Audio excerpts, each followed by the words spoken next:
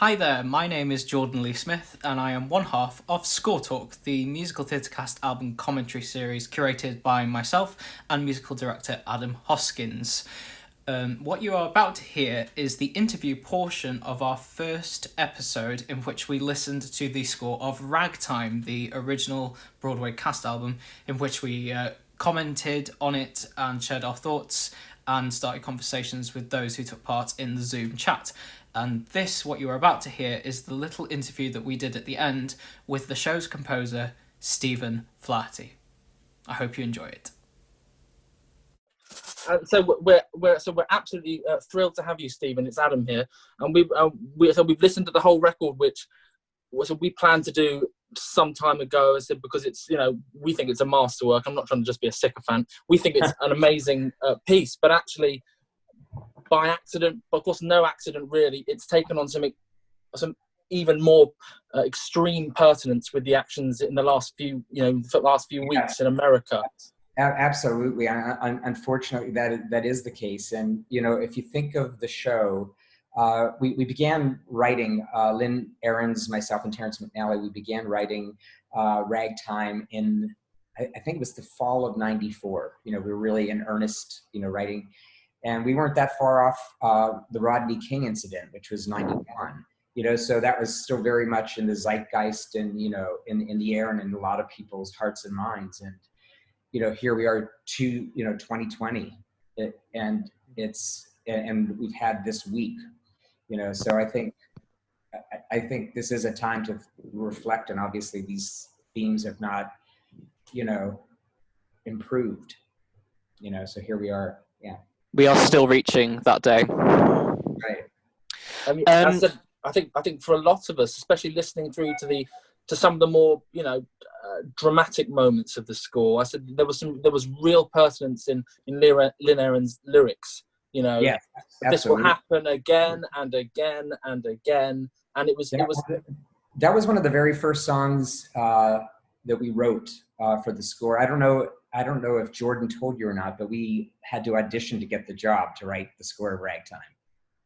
So that was one of our 4 songs that we wrote on spec, and there was something about the repetition of again and again and beat her, just the brutality of a repetition like that.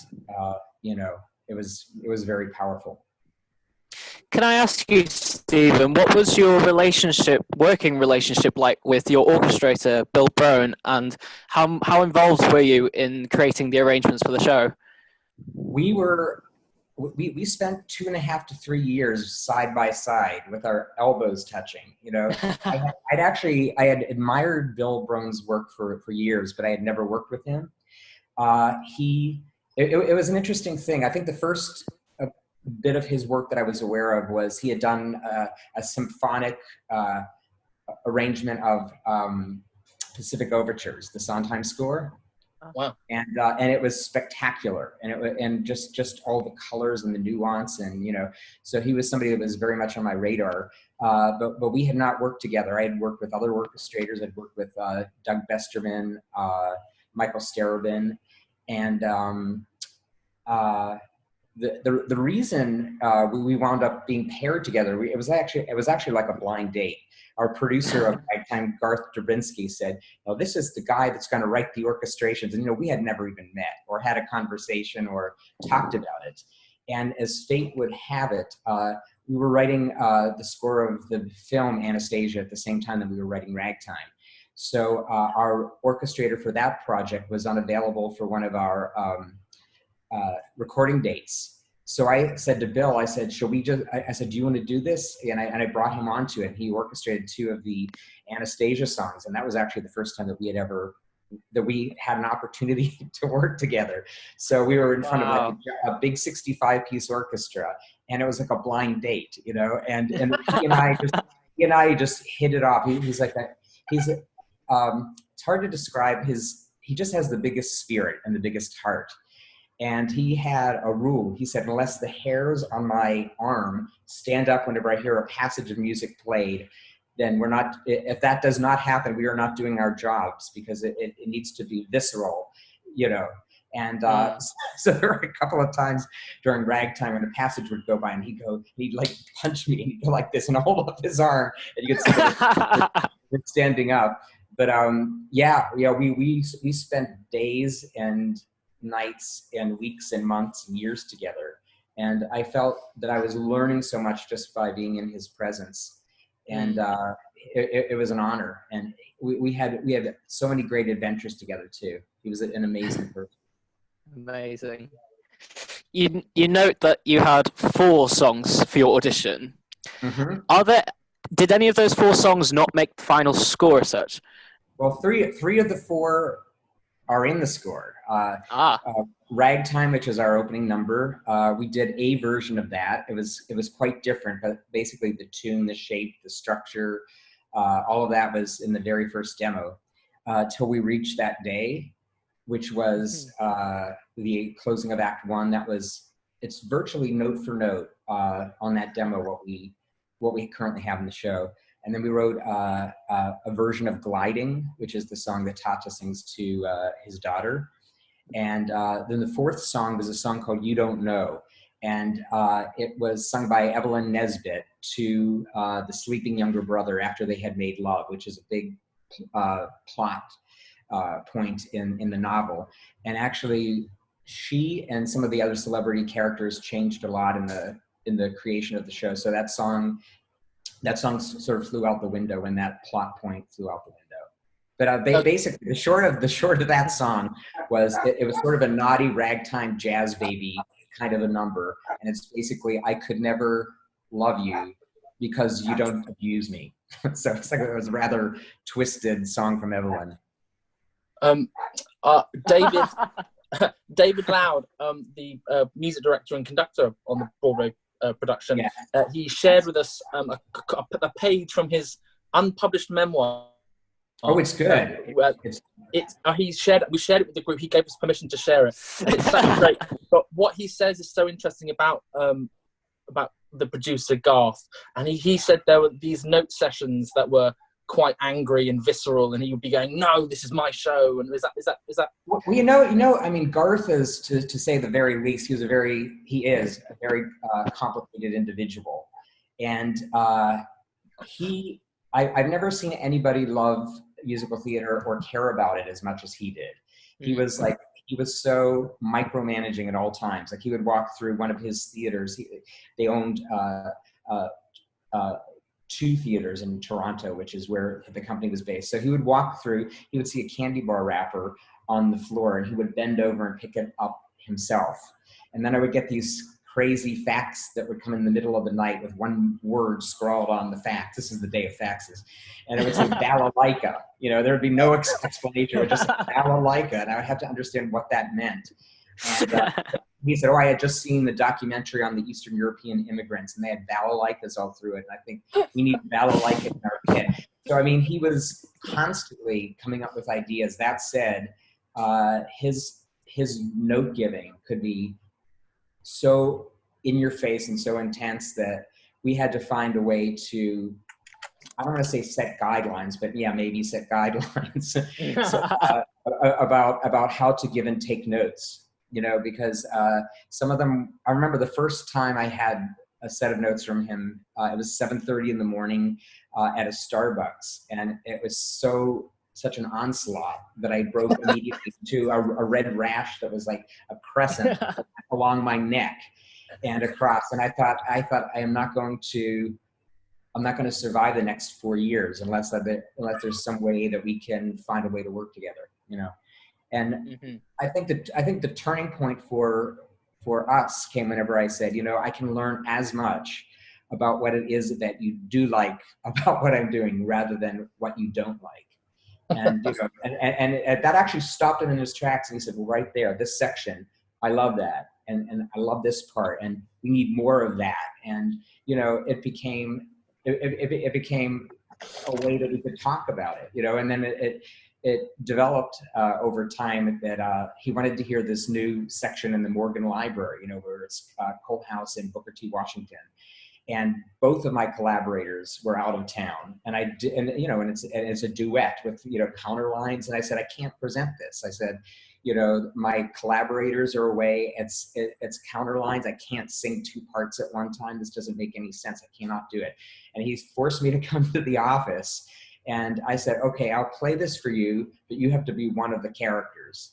I had to be Coalhouse, and I forced my producer to sing the role of Booker T. Washington. I taught it to him. And I said, now here's how your part goes with this. And we actually sang that scene. And at the end of it, he goes, let's do it again. He was like genuinely excited and thrilled.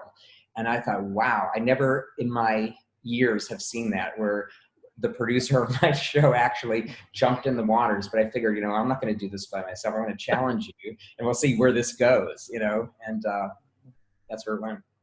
I mean, great. Is there, without being too pressing or without commenting too much, are you happy with the show as it is now? Or would there be changes you would make if we were to do a big, glorious revival?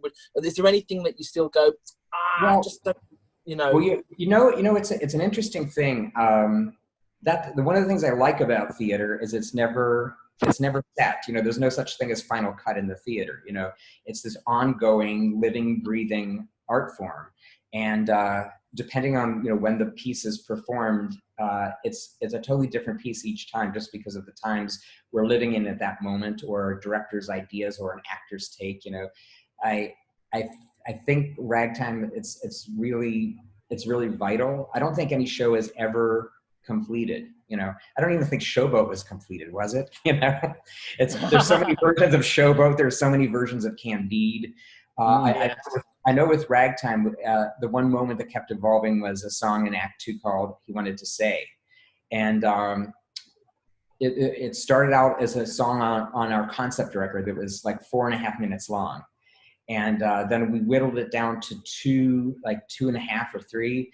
And we had one version on Broadway. And then for the national tour, for a while, that it was replaced by a scene, which I thought really didn't work. And then we had a different version of that. And then when we did London West End, there was yet a different version of that song. And then when we came back and did it at the Kennedy Center and then brought it back to Broadway, which was 2009. I can't believe that it's a decade ago, but it is. We had yet another version of the song, and it's something that just keeps morphing, and it's one of my favorite songs. It's actually E.L. Doctorow, who wrote the novel. It's his favorite song of the score, because I think it's the most in his literary style. I think it really captured what he did so uniquely. Yes. In that chapter of the book, and the song sort of encapsulates that. But it's a song at a moment when the play really needs to move ahead. So I don't think anybody's ever going to be in agreement about that moment.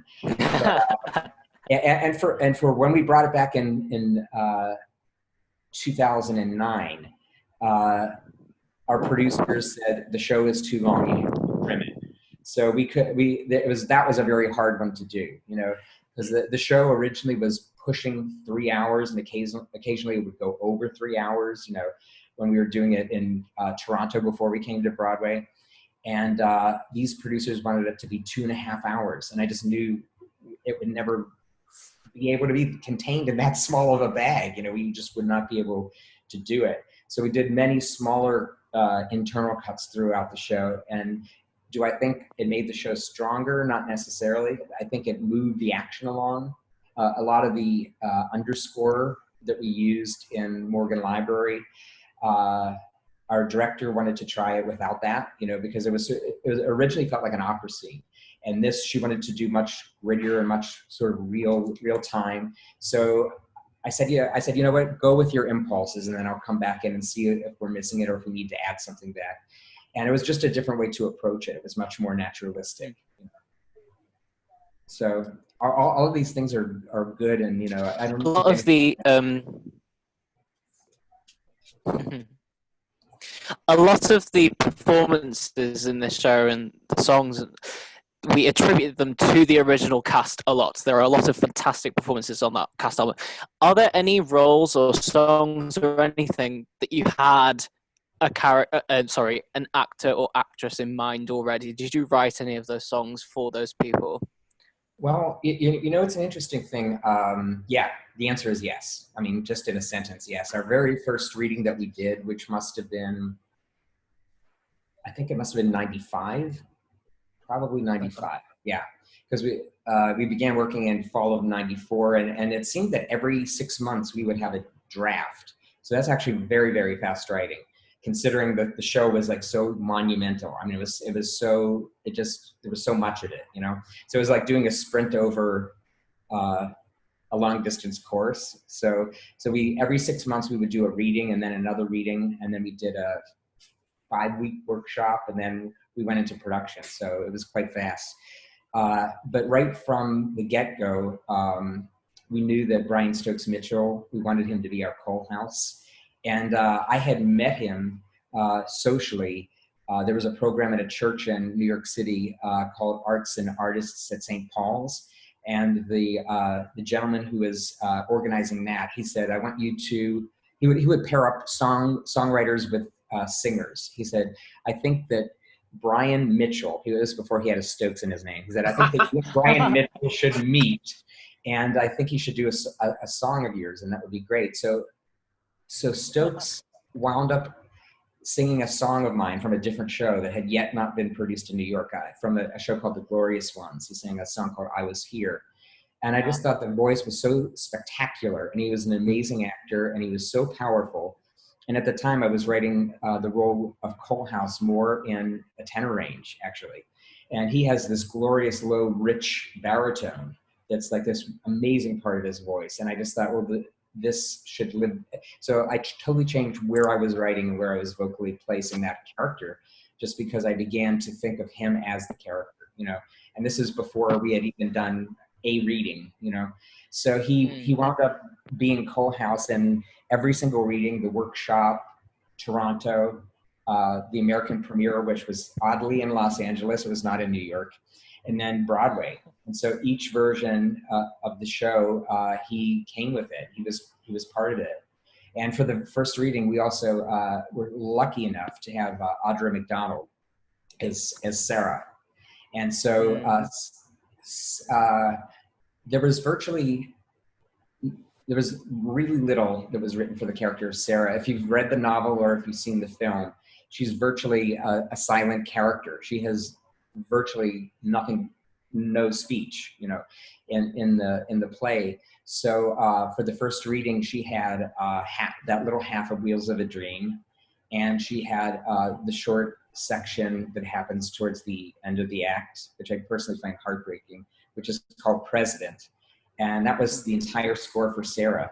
So we immediately knew that we had to write something for her in Act One. And Lynn came up with the idea for that. She said it was really hard for her, especially as a woman, to understand how this woman could have done these actions. She said, I need to understand her, otherwise I can't empathize with her and I can't be with her, you know.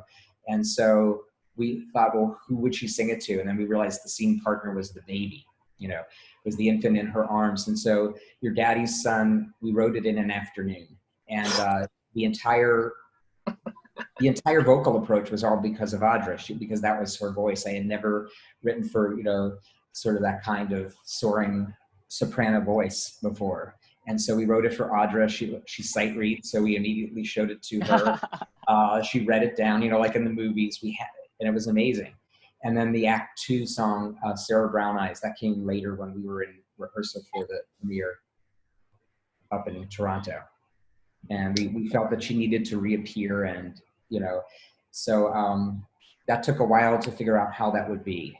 And again, it was the discussion that in the midst of all of this destruction that was happening in Act Two and all of the anger that was fueling it, we thought the audience needed to remember why this was happening. And we came up with the notion of, what about if we see the first time that Coal House and Sarah actually meet, which is it's not in the novel, it's not in the film, it was an invented scene.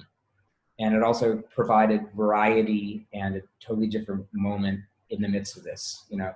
And since we brought Sarah back into the audience's minds, then the moment he appears as a ghost-like figure in the Morgan Library, that actually works so much better because we reintroduced her. So all of these things are, written. All of these things were written for Audra, and because she was sort of our muse, and, and she just made the writing easier, and she made the writing better. And amazing. Being her. Yeah. And Stephen, you made a point that we, as a group, all felt, and we discussed this idea of Act 2 being peppered with some lightness to only serve to highlight the darkness of Coalhouse's scenes.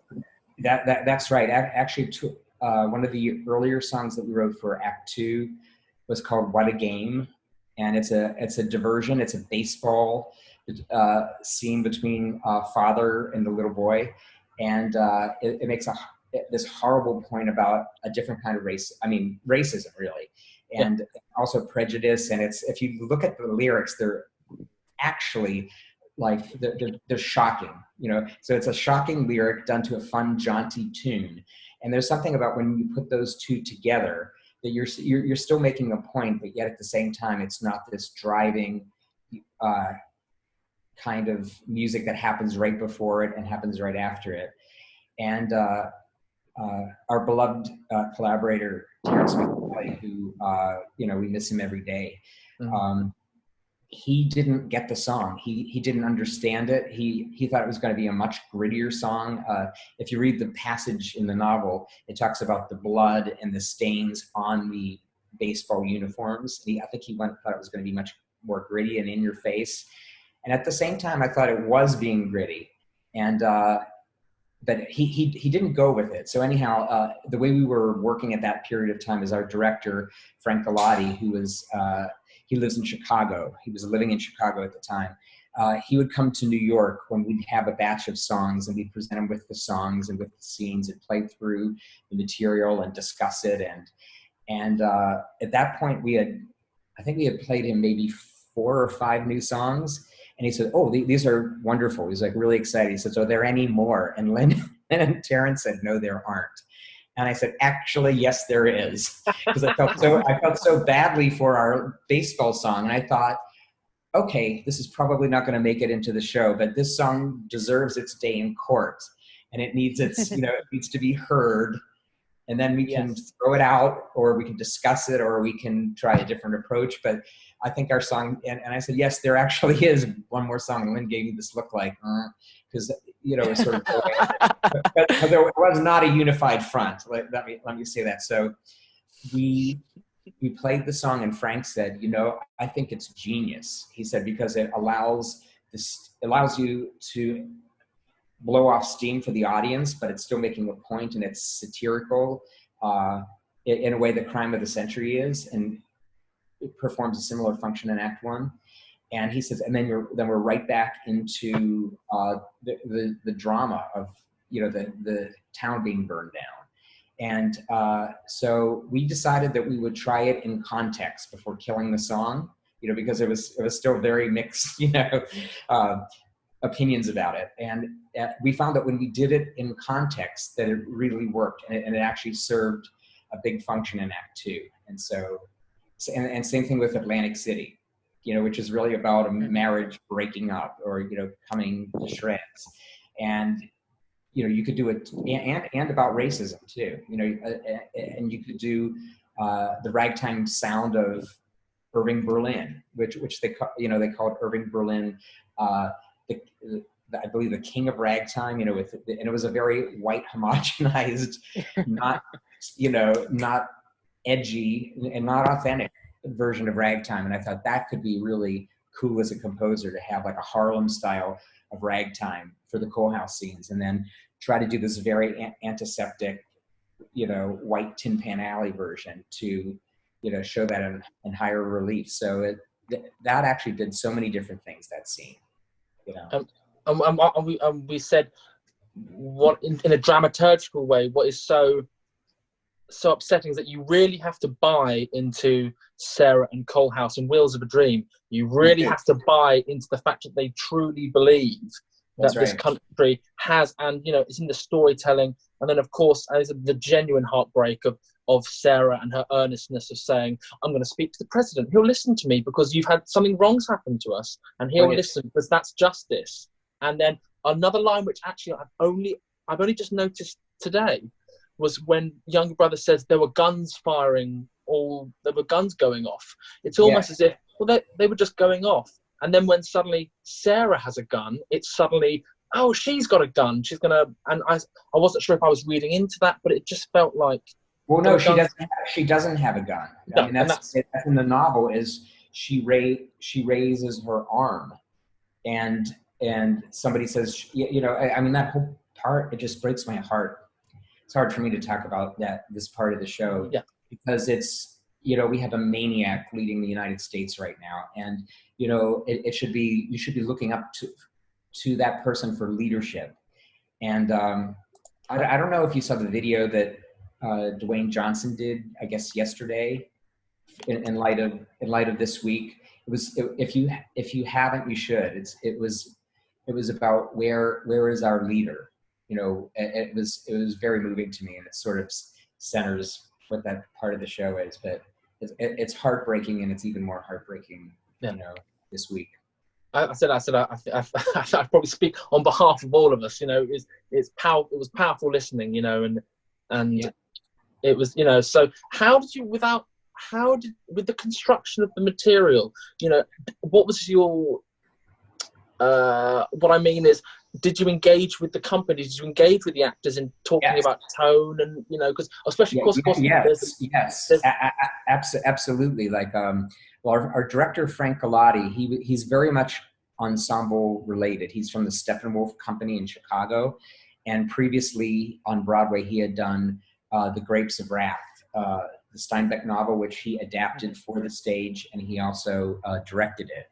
And there was something about the ensemble quality of that and the literary quality of that made us feel that he was the perfect director for our show, because at that point he had not directed an original musical. He had directed a lot of opera. He had done literary adaptations, which is his thing. He teaches that, or taught that at the time at Northwestern.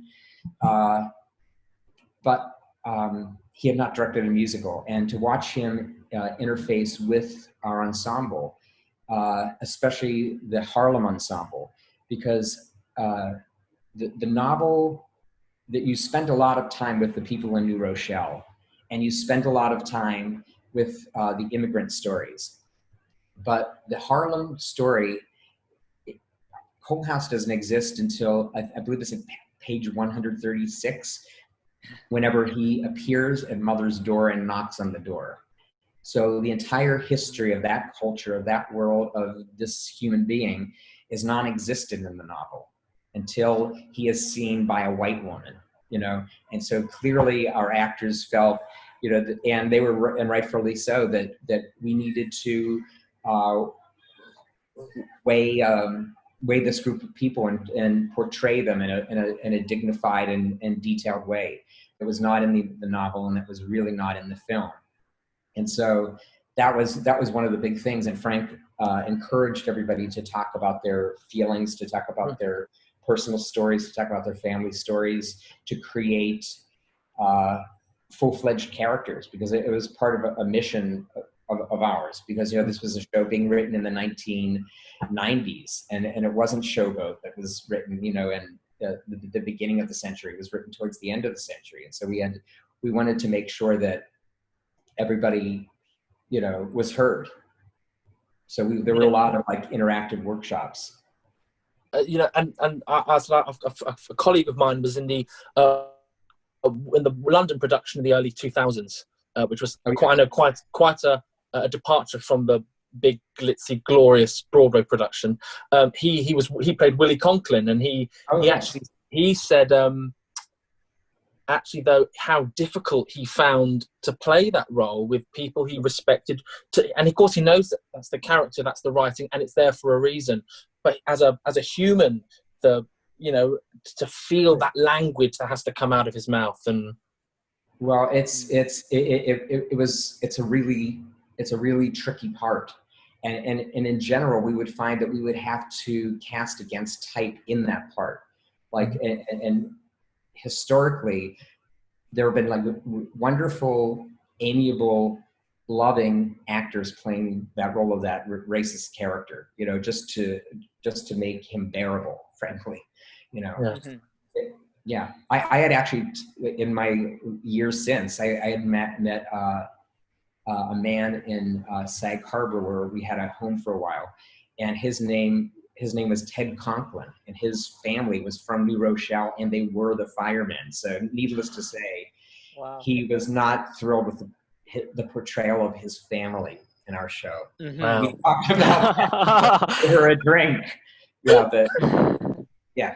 So I mean, it was interesting, and my family personally, they felt that the Irish people should have sung more, and initially those characters were, but sort of similar to Porgy and Bess. You know, we cut a lot of the singing away, you know, from those characters, and so I had to write my Irish show later, which was Man of No Importance.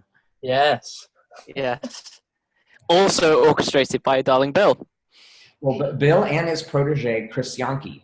Yes. Ah, yes. Because that was like an intergenerational show. It was a tale of an older man and a younger man, and Bill and Chris were they were always working together, you know, redoing things. And I thought it would be interesting to have two orchestrators, like the senior who could represent the older character, and the junior who do the rock and roll numbers. And it turned out that by the end of that show, their fingerprints were in every measure. You know, I thought it was going to, the younger guy will write from the younger guy, the older guy, and you would think it would be like that, and it actually wasn't. It was interesting to watch. Stephen, as our sound test, because the way we string the sound is sort of new to us. We won't talk too much about it because it's a whole different conversation to be had. I used a bit of Sola Salou from Seussical the musical. You must have been. So when did you? This is more in reference to Ragtime, but when did you start working on Seussical, which is such couldn't be more of a departure from Ragtime in terms of style and theme. There must have been crossover. Well, no. We had. I mean, Ragtime. Every single day of that period was spent working on that show or working on Anastasia, which we were trying to like juggle in the wings, you know. So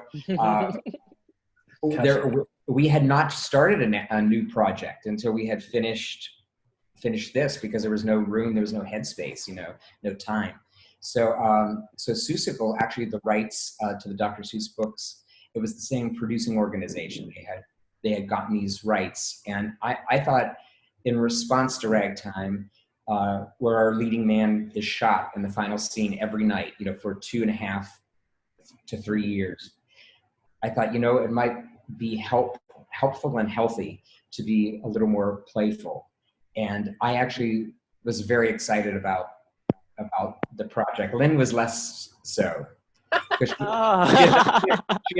She had done a lot of work in the past for children, you know, for children's television, and she was a producer of television films for children, and you know, she had done many different things. And you know, we had finally gotten Ragtime, which was it was the kind of show we had wanted to write for a very long time. It was like very meaty, and you know, there was a lot of everything there, and so I had to convince her to do Seussical.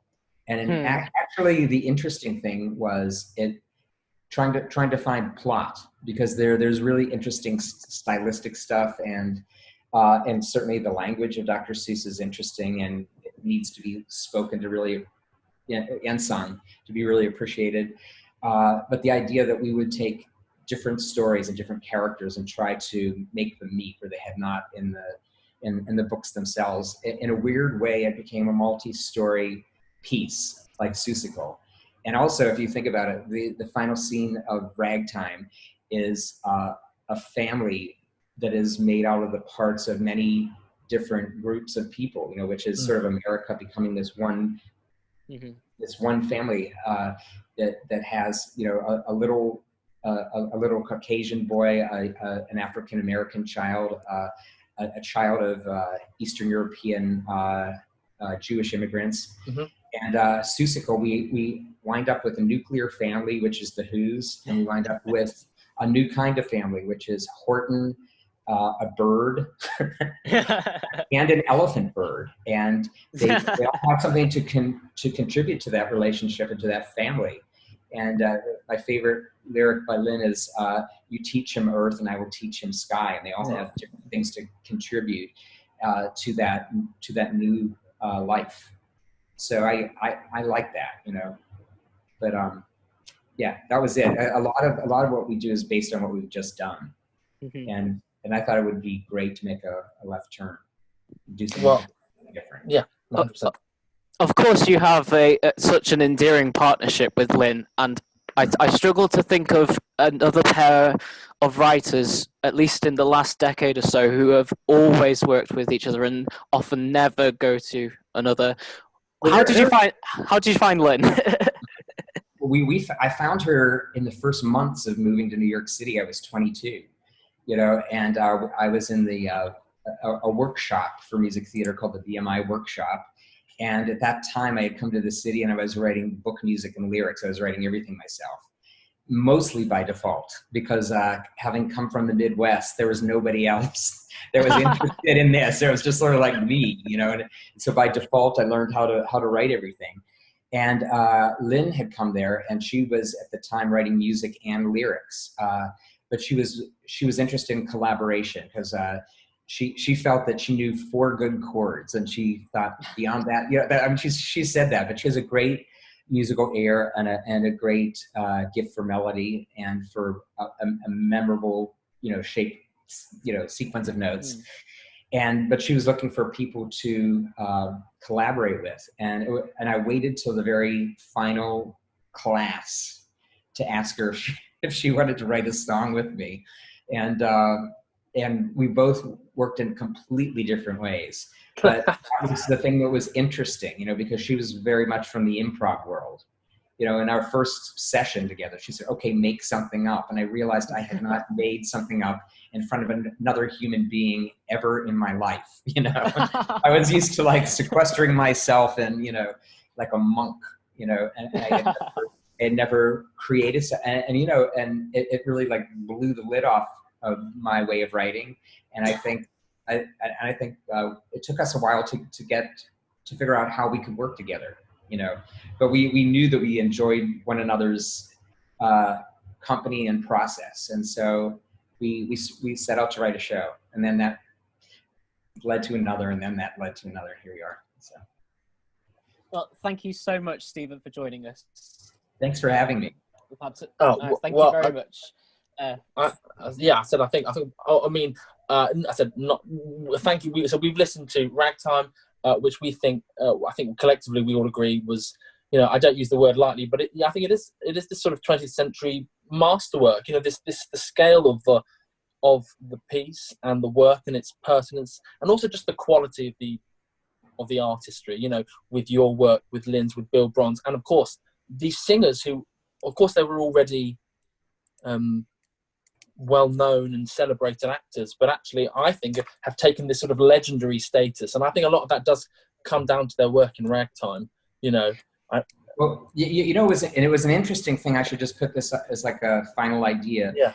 Everybody that worked on that particular show, they were so uber talented, and they did way more than the tiny thing that they are credited as doing. You know, like Graciela Danielle, who was our wonderful choreographer. She was also a director in her own right and had directed our first Broadway show, Once in This Island. Just our Santo Loquasto, who did the very detailed costumes. He's also a major set designer. Frank Bellotti, who is credited as director, is also a wonderful playwright and screenwriter. Lynn Ahrens, who's credited as lyrics, also writes book, and she's written book for many of our shows. Brian Stokes, besides being a gifted actor and singer, he's also an amazing musician and orchestrator and gifted pianist in his own right. So everybody, I think it's the fact that everybody could do so many different things, and that our director created an environment in which we could all feel safe and valued and heard. You know, I think a lot of that came from that. And also it was a very special time for me because that was the first time I got to work with Maren Maisie. We became lifelong friends, and she's amazingly special. And you know, she's somebody I think of every day. Well, so, we're so grateful, and with the album, so we're so grateful. You know, it could have been a sort of, you know, a highlights album, but how do you highlight this score? So the fact that we are gifted this 2-hour joy, you know, and actually the nature of the album, a bit like Susical and others, you can sort of listen to it from beginning to end and actually get a feel. It's not just what's just happened. There's, you know, you really get a feel for the actual piece. So good. When we were creating the Blue album, as we call it, the original cast recording, we kept referencing Sweeney Todd because it's not because that's an amazing record, and it's one that I've just worn out, you know, from listening, and it feels like it's the entire show, but it's really not. It's a very beautifully edited and focused version of that score and that story for disc, and so that's what we wanted to do the same. So we were lucky that they allowed us to have a double, because that's rare. Yeah, and wonderfully, so we've shared it with the group here, and of course we'll all go and buy David Lau's book. But you know, he talks extensively about the session and the process of recording, and how it was 2 days. You know, we know famously it's often kind of a day, or he said it was a couple of sessions. Oh yeah, it was just trying to even schedule it. You know, because there's so much of the ensemble in it and everything, and you know, just trying to literally figure out a way to schedule that recording session. It was really challenging, but really great fun. Well, so we're absolutely thrilled. We are beyond thrilled that you've been able to join us today, Stephen. It's probably, is it early? Is it the morning for you, or is it the afternoon? It's sort of morning-ish, yeah. Okay. Well, I don't know that we've hit noon. Maybe we have, but yeah, it's morning, definitely. Genuine, I think. But Jordan, thank you for inviting me, and Adam, thank you for having me. And you know, I was thinking of the production that Jordan helmed at Charing Cross, and I guess that was like 4 years ago, which is hard to believe. But talk about a really interesting and different version of the show, and you know, all this talk of the industrial age as these trains are going above our heads. Yes. You know, it was a very special, and also that wound up being my honeymoon trip too. So it was an amazing week to be in London, to experience. The thing that will stay with me forever is the performance that we did the night the election happened, and the performance we did after Trump was elected. That will stay with me for a long time. We had a lot of Americans watching that night, and it was I'm not going to call it special because it wasn't special, but it was a night to remember. That's, you know, one of those moments. Well, my memory is that I saw it the week before the election, and then Lynn had seen it after the election, and it was as if we were seeing completely different shows because of how the current world situation was framing it. You know, it was an interesting thing to have two different writers see it pre and post, you know. Yes. So, but beautiful production. We loved it. Oh, thank you. Well, we hope, I'm sure we all hope that, you know, one day, sometime soon, I don't think the piece is going to disappear. I think it will keep being relevant. Hopefully it will be less relevant. I think you'll know what I mean. I think hopefully eventually it will become, or you would hope one day it would become a history piece. But until we reach that day, not to be, you know. I mean, this spring alone, we had scheduled a reunion of our original cast that was going to be done at the Minskow Theater, which was canceled. And there was also a new symphonic version that was going to be done actually last week by the Boston Pops, which was postponed. So, my heart. It was going to be a big ragtime spring, but it was not meant to be. So, you know, we'll next year, fingers crossed. That's right. Stephen, thank you so much. Everybody, thank you so much for joining us. And we hope to see you again. We'll contact you all. And once again, thank you so much, Stephen, and to Lynn, and to the late Terence McNally, and everybody. Thank you so much for joining us. Okay, thank you. Thank you very much. Bye-bye. Bye.